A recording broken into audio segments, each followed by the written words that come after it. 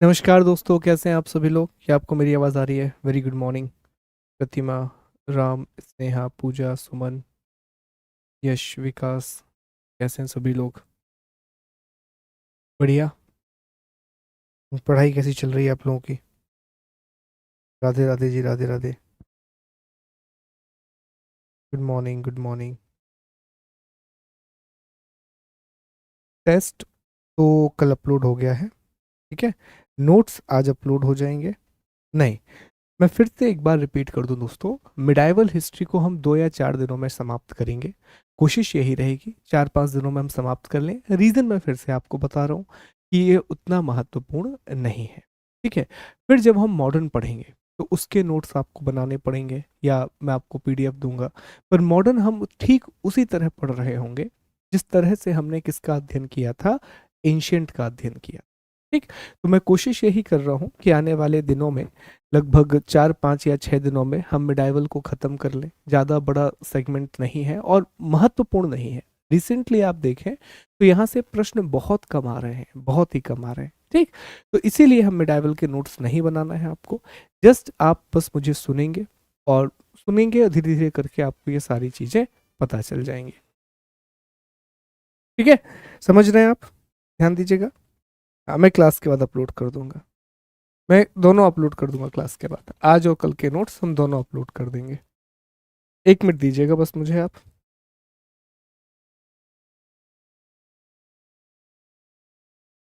Ancient history का note भेज दिया है।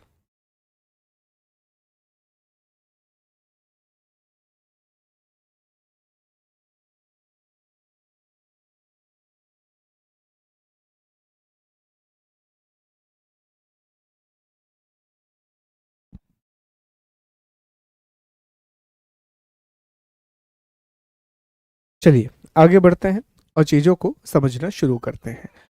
देखिए, आज हम दिल्ली सल्तनत के बारे में पढ़ेंगे।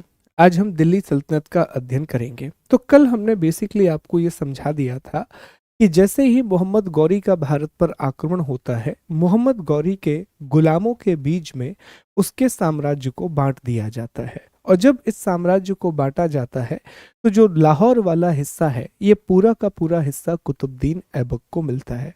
और कुतुबुद्दीन ऐबक के द्वारा भारत में या उत्तर भारत में पहले इस्लामी राज्य की स्थापना की जाती है और उसे गुलाम वंश कहा जाता है।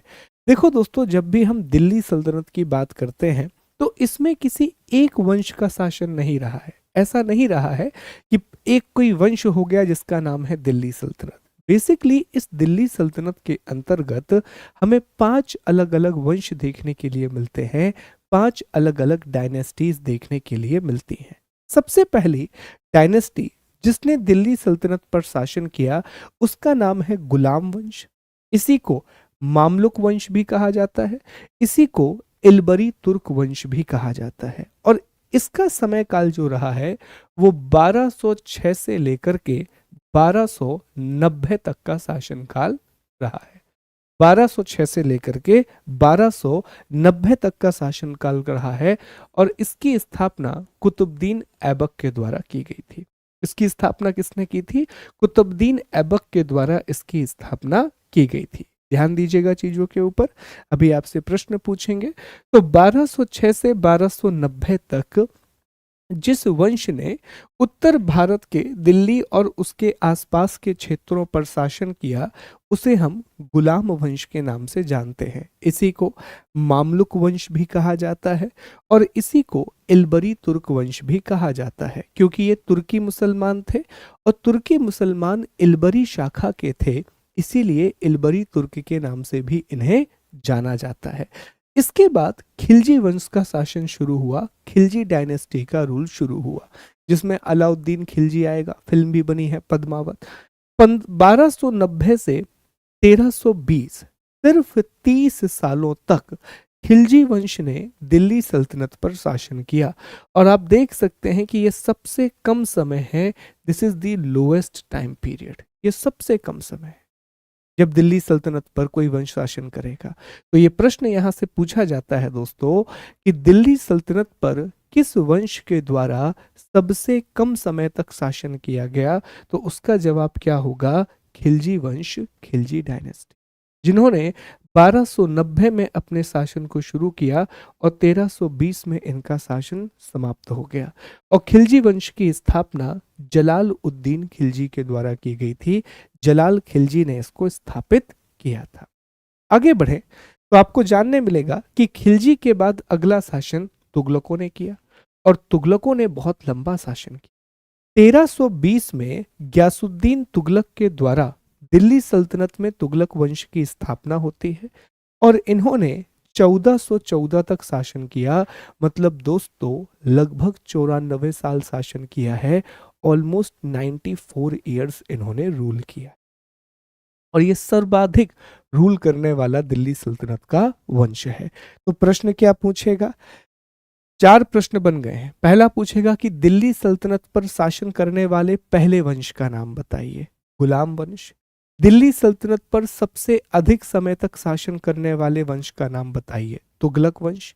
दिल्ली सल्तनत पर सबसे कम समय तक शासन करने वाले वंश का नाम बताइए। जवाब क्या दोगे? खिलजी वंश। और इनके संस्थापक। गुलाम वंश की स्थापना किसने की? कुतुबुद्दीन ऐबक ने। खिलजी वंश की स्थापना किसने की? जलालुद्दीन खिलजी ने। और तुगलक वंश की स्थापना किसने की? गयासुद्दीन तुगलक ने। फिर तुगलक वंश के बाद आता है सैयद वंश और लोदी वंश। ये दोनों इंपॉर्टेंट नहीं है, इनका महत्व नहीं है दोस्तों। बस लोदी वंश में एक ही चीज हमें याद रखनी पड़ती है कि जो इब्राहिम लोदी था उसका बाबर के साथ पानीपत का युद्ध होगा और भारत में एक और मुस्लिम राज्य की स्थापना होगी जो बहुत लंबे समय तक भारत पर शासन करेगा और वो होगा मुगल साम्राज्य, मुगल एम्पायर। सैयद वंश ने 1414 से लेकर के 1451 तक रूल किया। कंपैरेटिवली ज्यादा समय है अगर हम खिलजी से तुलना करें और इसकी स्थापना खिज्र खान के द्वारा की गई थी। वहीं लोदी वंश ने जो शासन किया है वो 1451 से 1526 तक किया है और बहलोल लोदी ने इसकी स्थापना की थी। लेकिन अगर आप इस मानचित्र को ध्यान से देखें तो मामलुक वंश के समय, ध्यान दीजिएगा मैप के थ्रू, मामलुक वंश के समय दिल्ली सल्तनत का क्षेत्र यह है। खिलजियों के समय यह क्षेत्र और बढ़ जाएगा और सर्वाधिक जो विस्तार होगा वो तुगलकों के समय विस्तार होगा और लोदी के समय फिर यह क्षेत्र कम हो जाएगा। तो देखो दोस्तों, सवाल जब भी यूपीएससी में सवाल वैसे बनते नहीं है यहाँ से, लेकिन अगर बनते हैं तो इसी आधार पर बनते हैं कि तुगलकों के समय दिल्ली सल्तनत का सर्वाधिक विस्तार हुआ। At the time of Tughlaq जो दिल्ली सल्तनत है उसका मैक्सिमम एक्सपेंशन हुआ। तो मैप में हमें क्लियरली ये बात दिख रही है। इनका क्रम पूछ लिया जाता है, ऑर्डर पूछ लिया जाता है, तो पता होना चाहिए कि शुरुआत गुलाम वंश से हुई थी, फिर खिलजी वंश आया था, फिर तुगलक आए थे, फिर सैयद वंश आया था और फिर लोदी वंश आया था।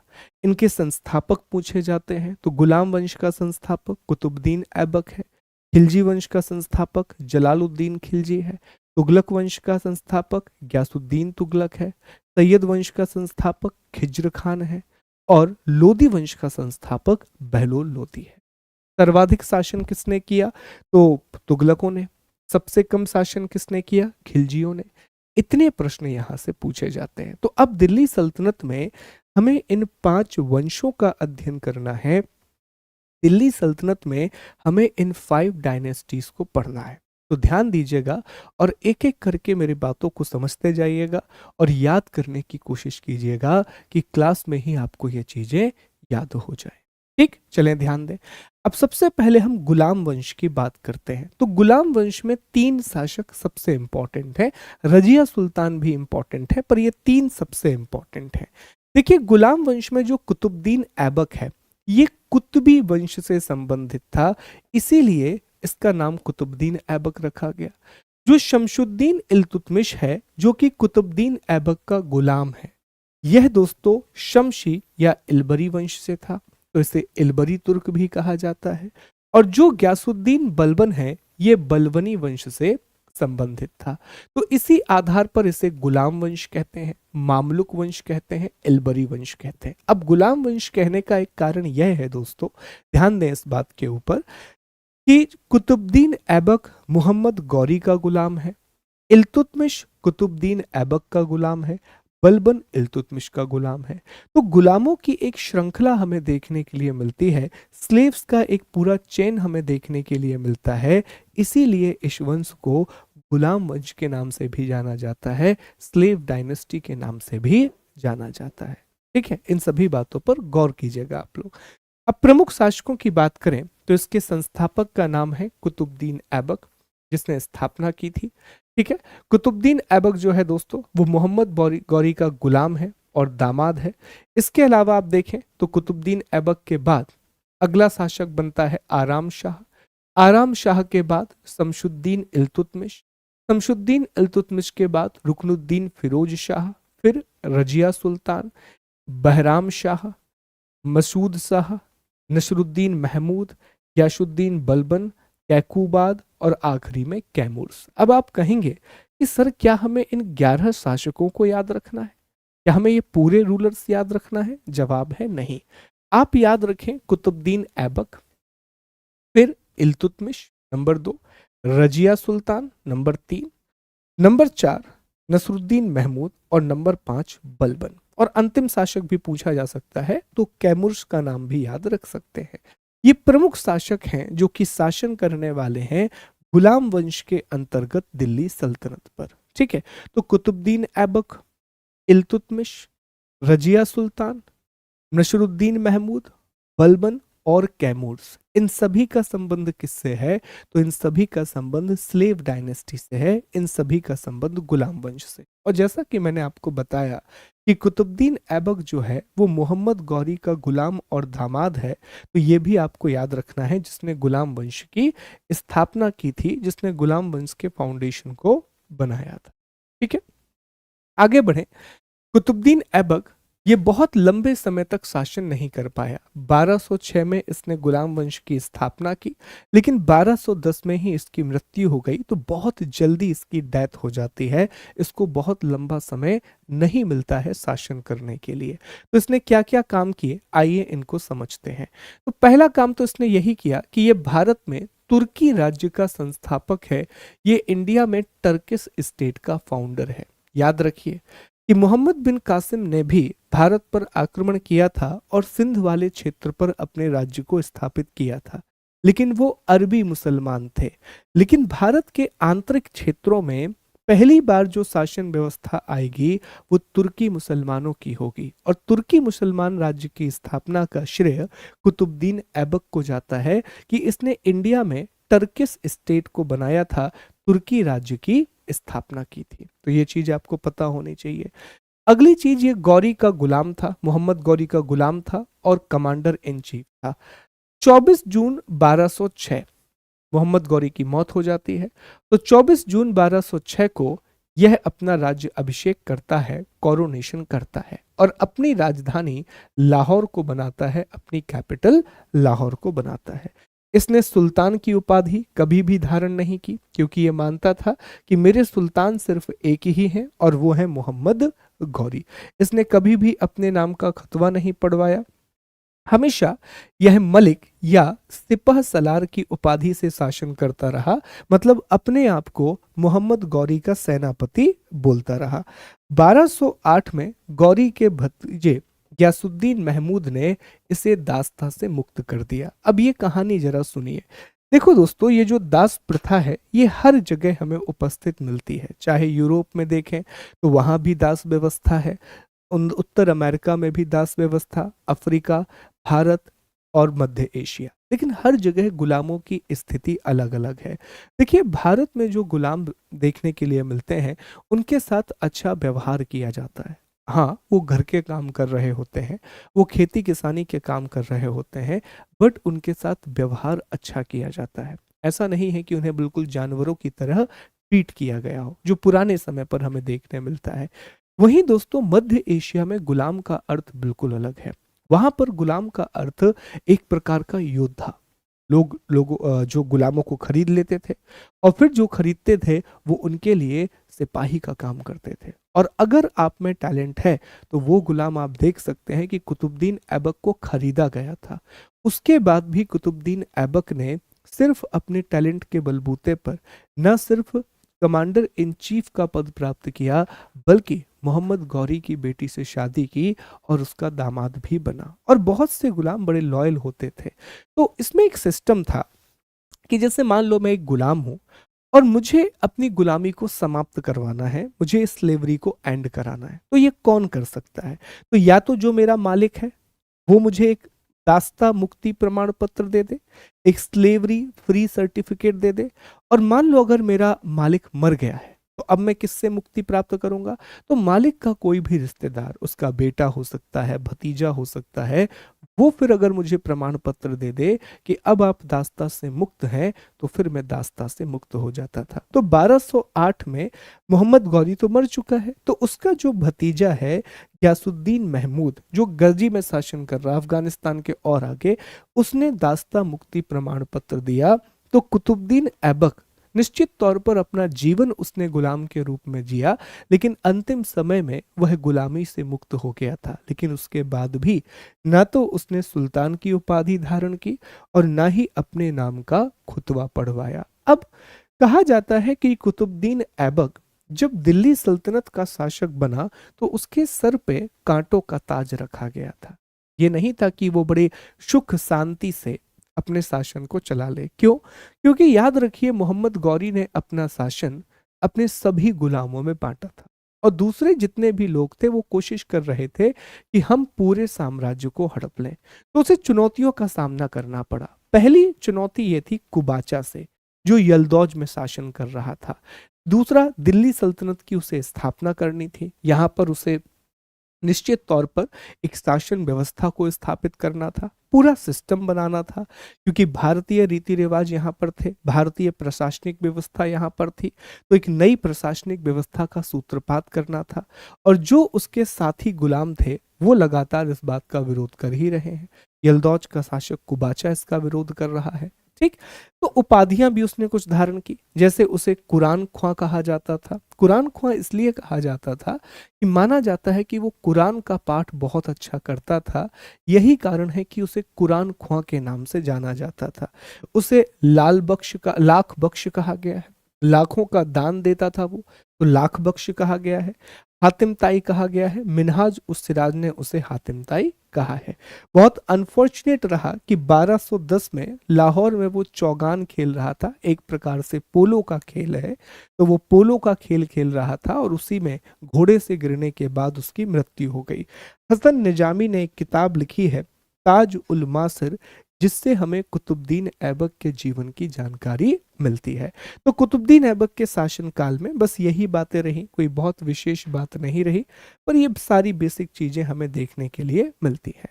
अब इसकी इसी समय कुतुबुद्दीन ऐबक ने भारत में वास्तुकला के प्रयोग भी करना शुरू कर दिए। वो आर्ट जो कि मध्य एशिया में चलता था, अब भारत आना शुरू होगा।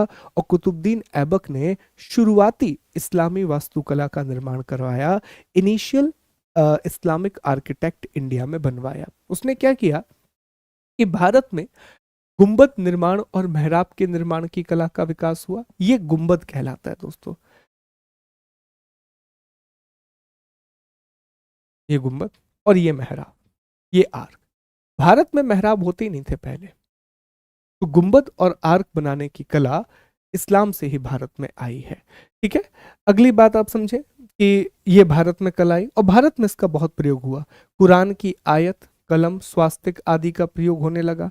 मानव और पशु आकृति का प्रयोग बंद कर दिया गया। तो ये सारी चीजें हमें देखने के लिए मिलती हैं। देखिए, कुवत उल इस्लाम मस्जिद दिल्ली, तो भारत की ये पहली मस्जिद है दोस्तों, इंडिया की पहली मस्जिद है। और ये जैन मंदिर और वैष्णव मंदिर के अवशेषों पर बनाई गई है कुतुबुद्दीन ऐबक के द्वारा। कुवत उल इस्लाम मस्जिद ये दिल्ली में देखने के लिए मिलती है, ध्यान देंगे इस चीज पर।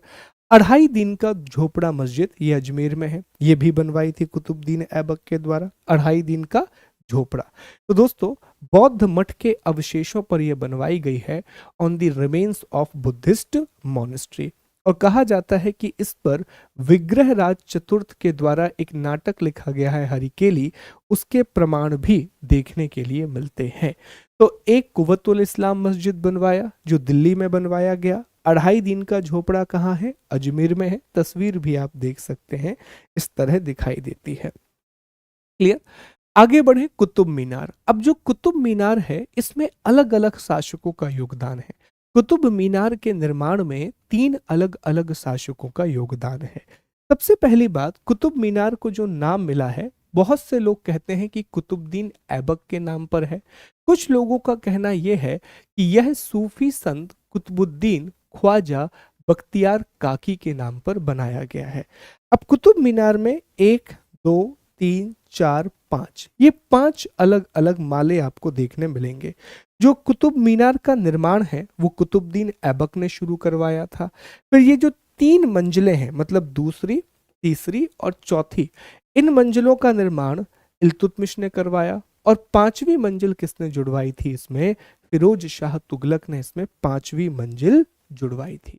ठीक है, तो ये चीज आपको याद रखना है। This is a very basic thing जो आपको याद रखना है। लाल और पीले बलुआ पत्थर संगमरमर का इस्तेमाल किया गया है। यूनेस्को विश्व विरासत स्थल है और ये लाल कोट के अवशेषों पर बना हुआ है। ओके, तो कुतुब मीनार का निर्माण भी इसी समय देखने के लिए मिलता है।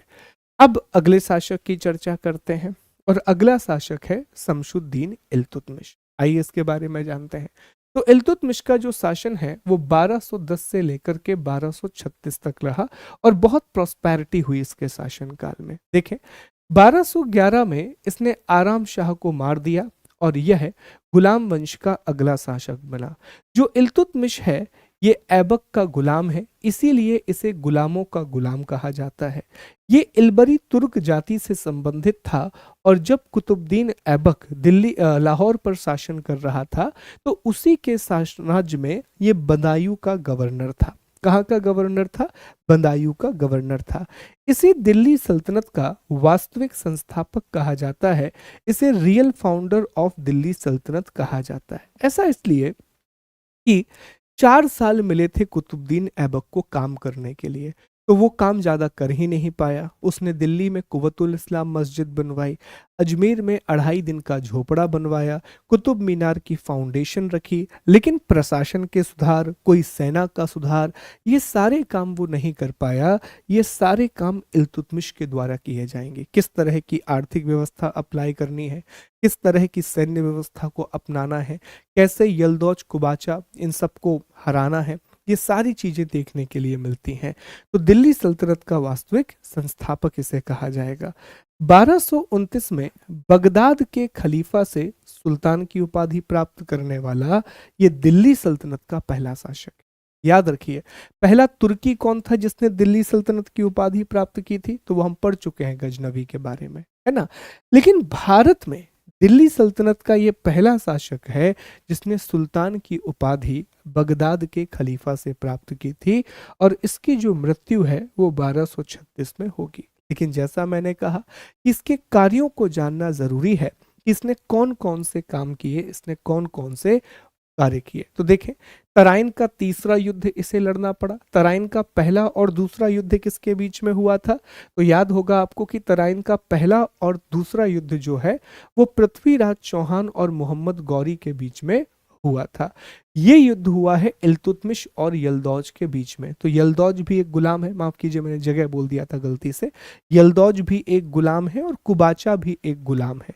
तो यलदौज और कुबाचा लगातार कोशिश कर रहे हैं कि जो राज्य कुतुबुद्दीन ऐबक को मिला है उस पर भी वो अधिकार कर लें। तो तराइन का तीसरा युद्ध 1215 में इल्तुतमिश और यलदौज के बीच में हुआ। इसी समय पर मंगोल आक्रमणकारी चंगेज खां के आक्रमण की आशंका बढ़ गई, लेकिन उसने इस हमले को टाला। ख्वारिज्म सम्राट जलालुद्दीन को शरण देने से मना किया। अब ये कहानी सुनो, बड़ी इंटरेस्टिंग कहानी है। देखो दोस्तों, दुनिया में माना जाता है कि जो सबसे क्रूर शासक अब तक कोई हुआ है, सबसे बार्बरिक कोई रूलर अब तक दुनिया में हुआ है, तो उसका नाम है चंगेज खां। चंगेज खां से बार्बरिक रूलर अब तक दुनिया में कभी नहीं हुआ।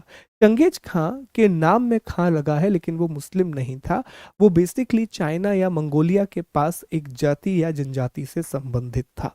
कहा जाता है कि उसने लगभग पूरे एशिया यूरोप तक चीजों को रौंद डाला था। चंगेज खां बहुत ही गंदे तरीके से अटैक करता था। जो भी अटैक करता वहां पर सब कुछ तबाह हो जाता, महिलाओं की स्थिति बहुत बहुत बुरी हो जाती। ठीक है, जितने भी प्रकार के कुकर्म है वो सारे कुकर्म चंगेज खां करता था। तो इस समय जबकि दिल्ली सल्तनत अपनी मेकिंग पर है, अगर चंगेज खां का भारत पर आक्रमण हो जाता तो बट नेचुरल सी बात है कि कुछ नहीं बचने वाला था, कुछ नहीं बचने वाला था। दिल्ली सल्तनत का अस्तित्व खत्म हो जाता, भारत की संपत्ति जो थोड़ी बहुत बची है वो भी लुट जाती, एवरीथिंग कुड हैव बेनिस्ड। कहानी इस तरीके से हुई कि ख्वारिज्म एक राज्य था मध्य एशिया में, तो वहां का शासक था जलालुद्दीन। तो उसने क्या किया, चंगेज खान के भाई को मार दिया। उसने क्या किया, चंगेज खां के भाई को मार दिया। अब आप सोचो एक इतना डेंजरस व्यक्ति है और आपने उसके भाई को ही मार डाला, तो उसका इम्पैक्ट क्या होने वाला था। तो चंगेज खां गया और उसने पूरे ख्वारिज्म राज्य को तहस नहस कर दिया। अब वहां से ये जो राजा है ये भाग करके इल्तुतमिश के पास आया और इल्तुतमिश से कहा कि हमें शरण दे दो। इल्तुतमिश ने दूर से ऐसे हाथ जोड़ लिए, कहा कि प्रभु आप चाहिए, आपकी वजह से फिर हम भी मारे जाएंगे। तो इसको शरण देने से मना कर दिया। और जब इस बात की जानकारी चंगेज खान को मिली, ख्वारिज्म शाह उसको बाहर मिल गया, उसने ख्वारिज्म को मारा और फिर वो मध्य एशिया की ओर विजय करने के लिए चला गया, वो भारत नहीं। तो ये इसके समय की एक बहुत बड़ी घटना है कि इसने भारत के आंतरिक क्षेत्रों में चंगेज खान के आक्रमण को रोका, अन्यथा इतिहास बहुत अलग हो सकता था। ठीक है, अगले कार्य क्या है, कुतुब मीनार के निर्माण को पूरा करवाया।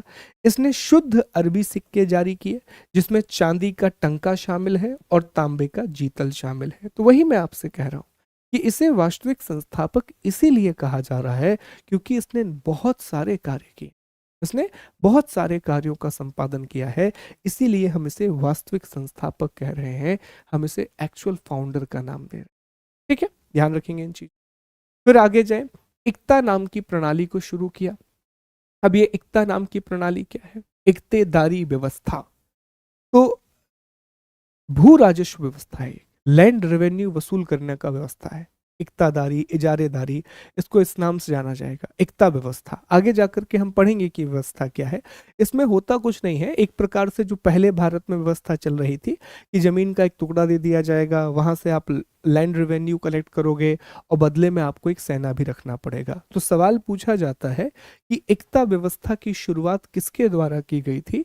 तो इक्ता व्यवस्था की जो शुरुआत है दोस्तों, वो इल्तुतमिश के द्वारा की गई थी। इसने 40 गुलाम सरदारों का एक संगठन बनाया था जिसे तुर्कान ए चहलगानी कहते हैं। 40 लोग जो इल्तुतमिश के बहुत लॉयल थे, बहुत ज्यादा लॉयल थे, जिन पर इल्तुतमिश को बहुत ज्यादा भरोसा था। तो उसने 40 लोगों का एक समूह बनाया था जिसे 40 सरदारों का समूह या तुर्कान ए चहलगानी के नाम से जाना जाता था। और इन 40 सरदारों की मदद से उसने सारे आंतरिक विद्रोह को दबाया। जब भी कोई बड़ा हमला करना पड़ता उसमें भी ये 40 सरदार इसके साथ रहते थे। शासन करने में इसने बहुत मदद की। लेकिन दोस्तों आगे जाकर के यही 40 सरदार बहुत घातक हुए। देखो होता यह है ना, जैसे मान लो आज मैं राजा हूं, मैंने अपने आस पास 10 लोगों को नियुक्त किया जो मेरे बहुत लॉयल हैं। अब जो 10 लोग लॉयल हैं तो उनके दिमाग में एक बात तो चल रही होगी कि कल के दिन जब मेरी मृत्यु होगी तो शायद उन्हें शासन करने का मौका मिल जाए। लेकिन मैंने अपने बेटे को या अपनी बेटी को अगला शासक बना दिया, तो फिर वो क्या करेंगे कि वो भी सीनियर है और वो भी शासन करना चाहते हैं, तो वो धीरे धीरे षड्यंत्र करना शुरू करेंगे। और आगे जाकर के जब तक बलबन आएगा वो बलबन इनको खत्म करेगा, क्योंकि बलबन भी इन 40 सरदारों में शामिल है और वो जानता है कि अगर मैंने इन 40 सरदारों के समूह को समाप्त नहीं किया तो ये मुझे भी शासन नहीं करने देंगे, मेरे खिलाफ भी ये षड्यंत्र करेंगे। तो रजिया सुल्तान को ये हटा देंगे, बहुत शासकों को हटाएंगे ये 40 लोग मिल करके। तो इल्तुतमिश ने ये जो बनाया, इसमें इल्तुतमिश की तो बहुत मदद की, बट आगे जा करके यही दिल्ली सल्तनत के लिए बेहद घातक सिद्ध हुआ। ये बहुत डेंजरस साबित हुआ दिल्ली सल्तनत के लिए। ठीक है, तो इसने दिल्ली में अमीरों का दमन किया। अमीरों का मतलब यहाँ पर रिच नहीं है, गलत लिख गया है इंग्लिश में। अमीरों का मतलब यह है कि इस समय बेसिकली जो कुछ बड़े अधिकारी हैं, जो इसके समय थे कुतुबुद्दीन ऐबक के समय, उन्होंने बहुत ज्यादा पावर एक्वायर कर ली है। इतनी पावर उन्होंने एक्वायर कर ली है, जो बड़े अधिकारी हैं, मंत्री हैं, बड़े अधिकारी और मंत्री के लिए अमीर शब्द का इस्तेमाल किया जाता था। तो इतनी पावर एक्वायर कर ली है कि ये सम्राट को परेशान करने लग जा रहे हैं। ठीक है, राजा को परेशान करने लग जा रहे हैं।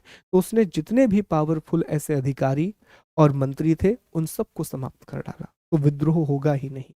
इसने न्याय के लिए अमीर एदार और एक न्याय का घंटा भी लगवाया था दिल्ली में। कहा जाता है कि आप जाएं, उसमें कभी भी आप उसको रिंग को बजाएंगे तो आपको न्याय मिलेगा। इसने वास्तुकला के रूप में हौज ए शमसी और मदरसा ए मुइज्जी की स्थापना करवाई। ठीक है, मदरसा ए मुइज्जी की स्थापना करवाई। इसके बाद अगली शासक बनती है रजिया सुल्तान। भारत में इस्लामी शासन का जितना इतिहास रहा है, उसमें एकमात्र महिला मुस्लिम शासिका कौन है? रजिया सुल्तान। ठीक है, रजिया सुल्तान।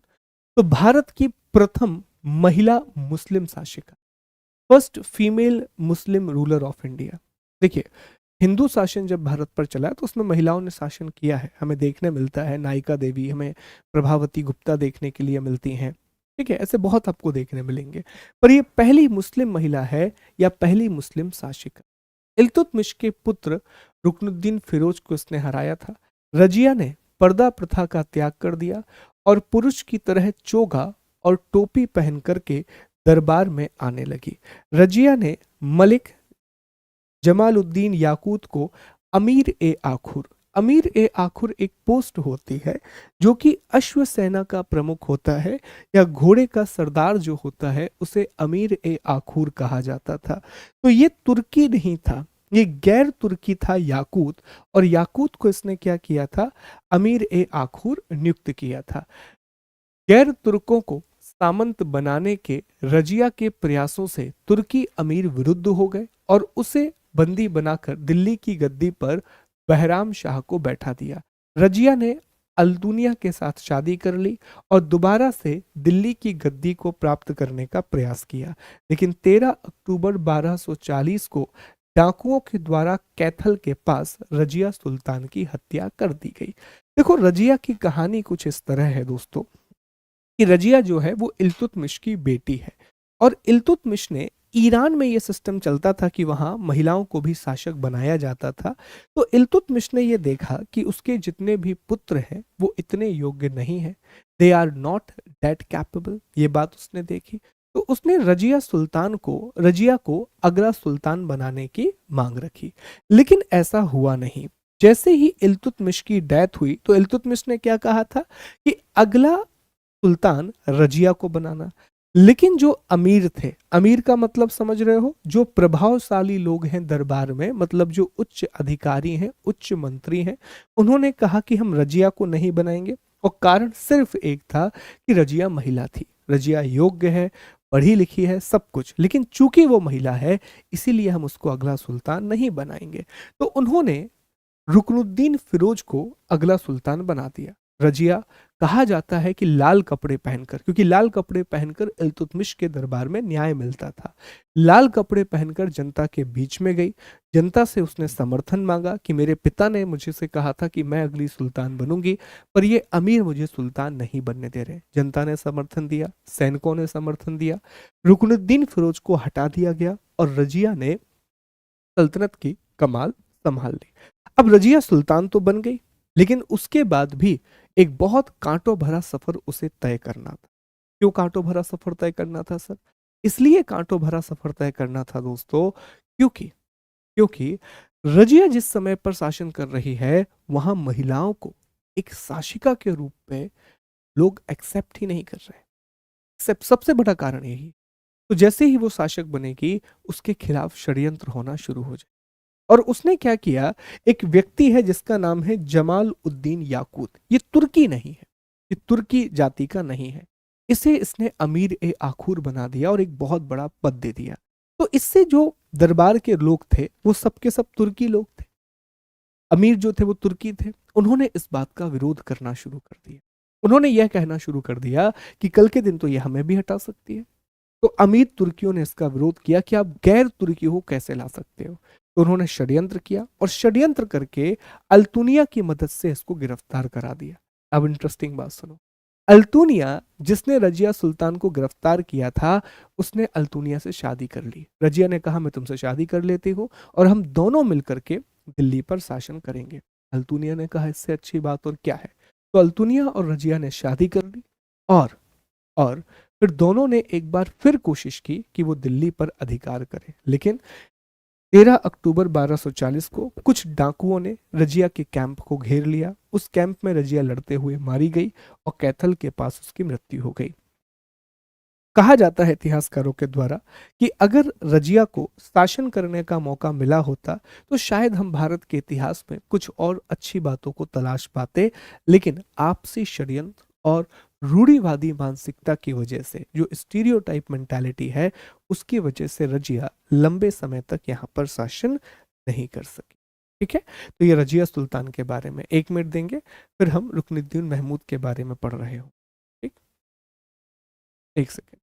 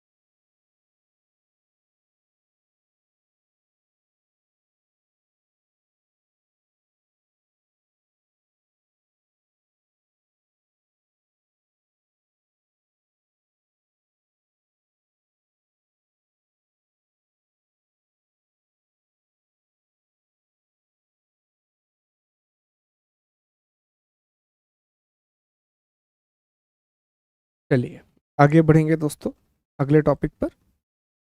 तो अब हमें नसरुद्दीन महमूद के बारे में चर्चा करनी है। बेसिकली यहाँ से अब बलबन का प्रभाव शुरू हो जाएगा, है ना। नसरुद्दीन महमूद एक नाम मात्र का ही शासक रहने वाला है। वास्तविक शक्ति जो रहेगी वो बलबन के पास रहेगी। तो आप देखें ये बहुत ही ज्यादा सिंपल जीवन जीता था। 1246 से 1266 तक इसने शासन किया। मतलब लगभग लगभग इसने 20 साल शासन किया है। ये अपना जीवन इस्लाम के अनुसार गुजारता था। कुरान की नकल बनाकर कर और टोपी सिल करके जीवन यापन करता था।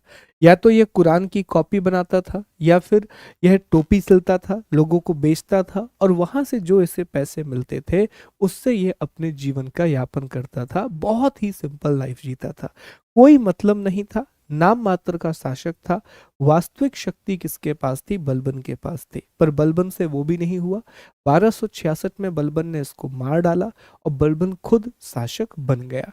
तो आप देखें बलबन को इसने नाइब ए मामलिकात बनाया था। तुर्कों ने इसका विरोध किया और भारतीय मुसलमानों ने रेहान को नया नायाब बनाया।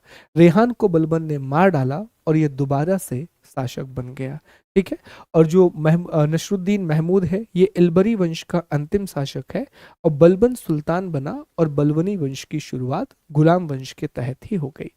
गयासुद्दीन बलबन जिसने भी 20 साल शासन किया, 1266 से 1286 तक शासन किया, इसका नाम उलूग खान है।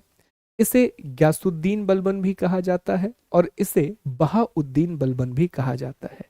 यह इल्तुतमिश का गुलाम था, लेकिन 1233 में ग्वालियर विजय के बाद इल्तुतमिश ने खरीदा था। तो जैसा मैंने कहा कि इसे गुलाम वंश कहना सबसे उचित इसीलिए है क्योंकि इसके जो तीन बड़े शासक हैं कुतुबुद्दीन ऐबक, इल्तुतमिश और बलबन, ये तीनों एक दूसरे के गुलाम थे। इसीलिए इसको स्लेव डायनेस्टी कहना ज्यादा उचित माना जाता है।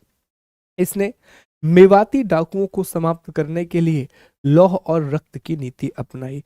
तो होता यह था कि दिल्ली लाहौर वाले क्षेत्र में, दिल्ली वाले क्षेत्र में मेवाती डाकुओं का बहुत खौफ था। तो इसने मेवाती डाकुओं को समाप्त करने के लिए लौह एवं रक्त की नीति अपनाई थी, जिसके तहत कहा गया, सैनिकों को आदेश दिया गया कि जहां तक डाकू मिल रहे हैं सब जगह उनका पीछा करो। डाकुओं को मार डाला, उनके परिवार वालों को मार डाला, सबको मार डाला और खौफ का शासन इसने, ठीक है, जिसे कहा जाता है रिजीन ऑफ टेरर, कि बलबन खौफ का शासन करता था। इसके दरबार में ना आप हंस सकते थे, ना संगीत था, ना कुछ। बहुत सीरियस माहौल रहता था बलबन के आसपास। तो हर कोई बलबन से डरता था कि अगर कुछ भी किया तो बलबन सीधा उसको मार डालता था, सीधा। क्योंकि बलबन को पता था कि जिस तरह से मैंने आंतरिक षड्यंत्र किए हैं, जिस तरह से मैंने कंस्पिरेसी की है, उसी तरह से अब दूसरे लोग भी षड्यंत्र कर सकते हैं। और इस बात से बलबन हमेशा डरता था और उसे पता था कि अगर षड्यंत्रों को रोकना है तो उसका सिर्फ एक तरीका है, और वो तरीका है कि मैं कैसे भी करके क्या करूं दोस्तों, इन सब को कंट्रोल करूं। उसने खौफ का शासन, बलबन ने राजस्व का सिद्धांत दिया, देवीय राजस्व का सिद्धांत, जो कि ईरानी शासकों से प्रभावित था। उसने 40 लोगों के संगठन तुर्कान ए चहलगानी को समाप्त कर दिया। एक गुप्तचर विभाग बनाया जिसे वरीद ए मुमालिक कहा जाता है। दीवान ए अर्ज नाम के सैन्य विभाग की स्थापना की। नवरोज नाम के त्योहार को शुरू किया और सीरी नामक नगर उसने बनवाया। अब ये सारी बातें याद रखनी है आपको। यहाँ से प्रश्न बनते हैं कि वरीद ए मुमालिक क्या है, तो गुप्तचर विभाग है। दीवान ए अर्ज क्या है, सैन्य विभाग है। ठीक है। उसके समय पर अमीर खुसरो और अमीर हसन जैसे विद्वान हुए और 1286 में उसकी मृत्यु हुई और कैमुर्स जो है वो आखिरी शासक बना। और फिर अफगानी तुर्क मलिक जलालुद्दीन फिरोज खिलजी ने खिलजी वंश की स्थापना की। ठीक है, खिलजी वंश की स्थापना की। तो ये बातें आपको याद रखनी है बलबन के बारे में। देखिए बलबन के समय पर जो है उसने एक देवीय राजत्व का सिद्धांत बनाया था, डॉक्ट्रिन किंगशिप थ्योरी बनाई थी। अब देवीय राजत्व की चर्चा हमने पहले भी की है। याद कीजिए जब हम एंशियंट इंडियन हिस्ट्री पढ़ रहे थे तो वहां हमने देखा था कि कुछ राजा अपने आप को नायकों से जोड़ा करते थे, वो अपने आप को राम, अर्जुन, इन सब से कनेक्ट करते थे। देवीय राजत्व का सिद्धांत ये कहता है कि जनता को आप इस तरह से दिखाओ कि या तो आप भगवान हो, और अगर आप अपने आप को भगवान कहोगे तो जनता आपसे रूठ जाएगी। तो कभी भी अपने आप को भगवान मत कहो, ये कहो कि मैं भगवान का प्रतिनिधित्व करता हूं, जो गॉड है मैं उनको रिप्रेजेंट करता हूं। तो बलबन ने भी यही किया। बलबन जानता था कि अगर मैं अपने शासन को स्थापित करना चाहता हूं तो मुझे इन चीजों का सहारा लेना पड़ेगा। बलबन ने कहा कि मैं अल्लाह का प्रतिनिधित्व करता हूं, मैं भगवान को प्रतिनिधित्व करता हूं। इसीलिए उसने नियामत ए खुदाई कहा, अपने आप को कहा कि पैगंबर के बाद सुल्तान का अधिकार होता है, और खुद को जिल्ले इलाही कहा, मतलब वो ईश्वर का प्रतिनिधि है। ऐसा क्यों कहा? इसलिए ताकि लोग उसके शासन को स्वीकार करने लगे। अब लोग ईश्वर के शासन को तो स्वीकार करेंगे। तो बलबन ने कहा ईश्वर मेरे थ्रू आप पर शासन करवा रहा है, तो जो कुछ भी मैं कर रहा हूं वो मुझे ईश्वर करने के लिए बोल रहा है। इसीलिए जिल्ले इलाही कह रहा है वो अपने आप को। उसने सिजदा नाम की प्रथा की शुरुआत की कि जब भी कोई उससे मिलने आएगा तो घुटनों पर बैठकर उसे सिर झुकाना होगा। पैबोश नाम की प्रथा को शुरू किया कि उसके पैरों को चूमना होगा। क्यों? क्योंकि वो भगवान का प्रतिनिधि है, भगवान के बाद उसी का स्थान है। तो अगर कोई व्यक्ति भगवान के प्रतिनिधि से मिलने आ रहा है तो उसके लिए तो वो भगवान ही हुआ। तो पहले आप सिजदा कीजिए, घुटनों पर बैठिए, सिर झुकाइए, और फिर आप पैबोश कीजिए, अर्थात पैरों को चूमिए। ये उसके दरबार की प्रथा थी। ठीक है। और अगर आप ऐसा नहीं करेंगे तो मार डाला जाता था। सुल्तान की कभी भी आलोचना नहीं की जा सकती। क्यों? ईश्वर का प्रतिनिधि है। सुल्तान को निरंकुश होना चाहिए, डिक्टेटर होना चाहिए। और सुल्तान का समर्थन रक्त की शुद्धता का सिद्धांत था। ईरान के शासक आप से ये मिलता जुलता था। ठीक है। तो ये सारे सिद्धांत उसने अपनाए थे शासन करने के लिए, रूल करने के। अंडरस्टूड।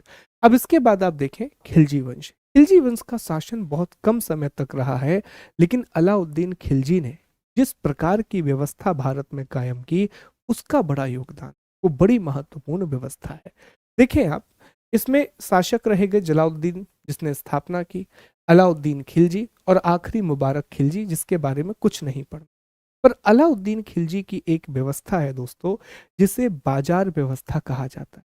कहा जाता है कि अलाउद्दीन खिलजी ने जो बाजार नियंत्रण व्यवस्था अपनाई वो बहुत समय तक भारत में चलती रही। और सैनिकों के लिए जो कैंट में व्यवस्था की जाती है कि वहां से कुछ कम दरों पर उन्हें सामान मिल जाता है, वो व्यवस्था भी यहाँ से जुड़ी। ठीक। आइए जानते हैं व्यवस्था के बारे में। तो 1290 से 1320 तक इनका शासन रहा है, और पहला शासक जलालुद्दीन खिलजी। तो जलालुद्दीन फिरोज खिलजी ये खिलजी वंश का संस्थापक है, और इसने अपनी राजधानी लाहौर के स्थान पर किलोरवरी को बनवाया, जो कि कैकुबाद ने बनवाई थी। कैकुबाद कौन है? ये गुलाम वंश का एक शासक था। 2000 मंगोलों ने इस समय दिल्ली में आकर के इस्लाम कबूला, और जिस जगह पर इन्हें रहने दिया गया उस जगह को आज भी मंगोलपुरी कहा जाता है। इसने एक व्यय विभाग का निर्माण कराया था जिसे दीवान ए वकूफ कहा जाता है, और 1296 में इसके भतीजे और दामाद अलाउद्दीन खिलजी ने प्रयागराज में इसकी हत्या कर दी। तो आप देखें, अगर आपने वो पद्मावत नाम की फिल्म देखी है तो उसमें सीन की शुरुआत यहीं से होती है। वो अपने राजा, अपने चाचा को मार डालता है। वो जो चाचा है वो जलालुद्दीन फिरोज खिलजी है, जिसकी हत्या उसने प्रयागराज के पास कर दी थी, और खुद अगला शासक बन गया था। अलाउद्दीन खिलजी को कहा जाता है ये भी बहुत सनकी प्रकार का शासक है, पर बहुत शक्तिशाली है। इसके नामों में इसे अली भी कहा गया है और गुरसाश्प भी कहा गया है। 1296 से 1316 तक शासन करेगा। 20 साल इसका शासन रहेगा, लेकिन बहुत सारे काम करेगा ये इन 20 सालों के शासन में। पहले बेसिक बात समझ लें कि 22 अक्टूबर 1296 को ये दिल्ली का सुल्तान बना था, और इसने अपना जो कॉरोनेशन है वो लाल महल दिल्ली में लिया था, जो बलबन ने बुलवाया था। इसने बहुत सारी उपाधियां धारण की। सिकंदर एसानी की उपाधि, यामीन उल खिलाफत नासिरी की उपाधि, अमीर उल मोमिन की उपाधि। इसने शासन का आधार में बहुत सारे आर्थिक और सैन्य सुधार किए। इसने भी डिवाइन किंगशिप थ्योरी को अपनाया और निरंकुशवाद अर्थात एब्सोल्यूटिज्म को अपनाया। अच्छा, मैं आपको बता दूं, अलाउद्दीन खिलजी का शासन बिल्कुल अलग है। इसके लिए जो सबसे इंपॉर्टेंट है वो है कि कैसे भी करके हमें जीतना है। यह धर्म का उपयोग करना भी जानता है, और धर्म को दरकिनार करना भी जानता है। दोनों चीजें दिखेंगी। तो ये कोई वैसा नहीं है कि बहुत कट्टरपंथी इस्लाम है। इसका सीधा मतलब है कि जहां मेरा उल्लू सीधा होगा मैं वैसे कर लूंगा। ठीक है, बहुत ही ज्यादा रियलिस्टिक, बहुत ही ज्यादा यथार्थवादी शासक है अलाउद्दीन खिलजी। ठीक है, अलाउद्दीन खिलजी ने सैन्य सुधार किए। अब सैन्य सुधारों में इसने क्या किया कि चूंकि इसे साम्राज्यवादी नीति को अपनाना था, इसे पूरे क्षेत्रों पर अधिकार करना था, तो ये पहला शासक है जिसने नगद वेतन देकर के स्थायी सेना की नींव रखी। अब स्थायी सेना में भी कुछ समस्या है। समस्या क्या है कि इसने स्थायी सेना तो रख दी और लोगों को नगद वेतन देना शुरू भी कर दिया, लेकिन यार आइडेंटिफाई कैसे करें कि तुम हमारे सैनिक हो, तुम नहीं हो, क्या रिकॉर्ड रहेगा तुम्हारा। तो इसीलिए इसने हुलिया नाम की प्रथा की शुरुआत की। और क्या होता था कि दो प्रकार के सैनिक थे। एक सैनिक हुआ करते थे जिनके पास घोड़े होते थे, और दूसरे सैनिक हुआ करते थे जिनके पास घोड़े नहीं होते थे। तो जिनके पास घोड़ा होता था उन्हें ज्यादा पैसा मिलता था ताकि वो घोड़े की भी देखभाल कर सकें। अब इसमें भी समस्या आने लगी। अलाउद्दीन खिलजी अपने सैनिकों को अच्छी नस्ल के घोड़े खरीद करके देता था, पर सैनिक क्या करते, उन घोड़ों को बेच देते और एक लोकल सा घोड़ा लेकर के आ जाते, जिससे सैनिकों की आय होने लगी। तो उसने फिर दाग प्रथा की शुरुआत करवाई। उसने घोड़ों को दागना शुरू कर दिया, तो हुलिया और दाग प्रथा की शुरुआत करवाई। अब प्रॉब्लम यह थी कि अगर इतनी बड़ी सेना आपने बनानी है और पूरी की पूरी सेना को आपको नगद वेतन देना है, तो आपको बहुत बड़े आर्थिक सुधार की आवश्यकता है, एक बहुत बड़े इकोनॉमिक रिफॉर्म की आवश्यकता। तो सैनिकों को कम वेतन में भी वो आपके लिए काम करें, इसके लिए उसने बाजार नियंत्रण व्यवस्था की शुरुआत की। तो उसमें उसने किया ये कि चीजों के दाम फिक्स कर दिए। अब जैसे मान लीजिए कि एक सैनिक है, उसकी सैलरी 1,000 रुपए है। कितनी है? 1,000 रुपए उसको सैलरी मिल रही है। अब जैसे ही वो गया तो कहा कि भैया 500 रुपए का तेल हो गया, 200 रुपए कपड़े हो गए, उसके पैसे खर्च। तो उसने कहा कि हम सैलरी भी तुमको 1,000 देंगे, लेकिन इस 1,000 रुपए में तुम्हारा जीवन यापन हो जाएगा।